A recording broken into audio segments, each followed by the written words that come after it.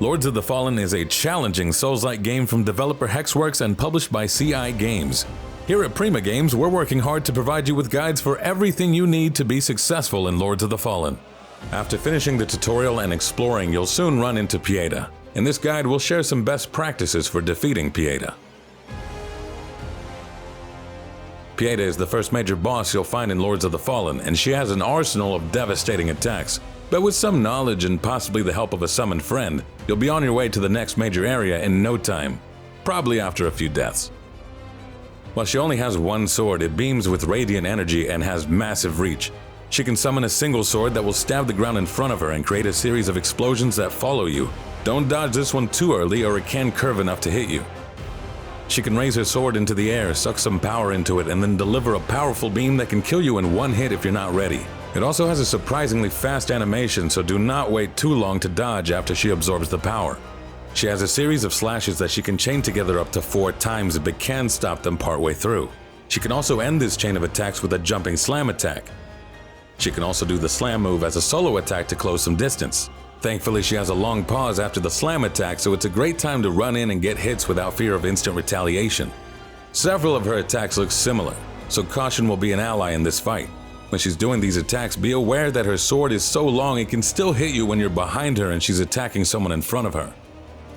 Part of what makes her dangerous and the hardest fight in the game so far is how she can weave these attacks together, making it harder to know when to rush in for a hit or stay defensive because she's going to decide to turn one attack into a combo. Just when you start to learn her moves, she turns the tables on you. When you get her to around 2/3 health, she'll sprout wings, fly above the ground, and gain some new attacks.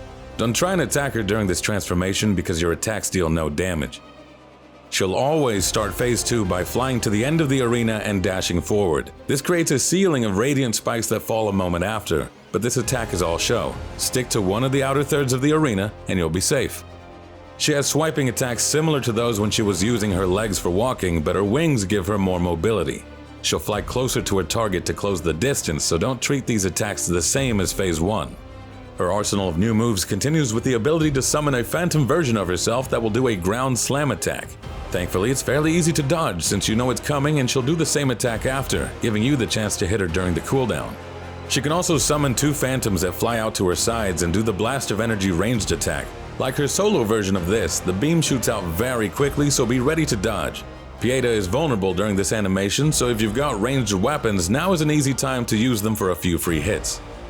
She can now summon 2 swords that float and continually strike the ground as they follow you. So when she starts this, you can start moving backward to get both of them moving in the same direction and then dodge roll to the side. If you thought she was done with new moves involving summoning 2 phantoms, you were wrong. She can summon versions of herself to blanket 2/3 of the arena in radiant swords, much like her first attack when she enters phase 2. This is also easy to avoid like the solo version. Each phantom will line up in either the left, center, or right lane of the arena. Just move to the one neither of them is lined up with and get ready to defend against Pieta herself. To beat her, first you should summon some help. The Iron Wayfarer is summonable to the left of the boss door. As mentioned before, her attacks can reach behind her, so don't be reckless and attack while she's swinging at your summoned friend. One of your biggest openings for damage is after her slam attack with the big radiant effect that erupts after it.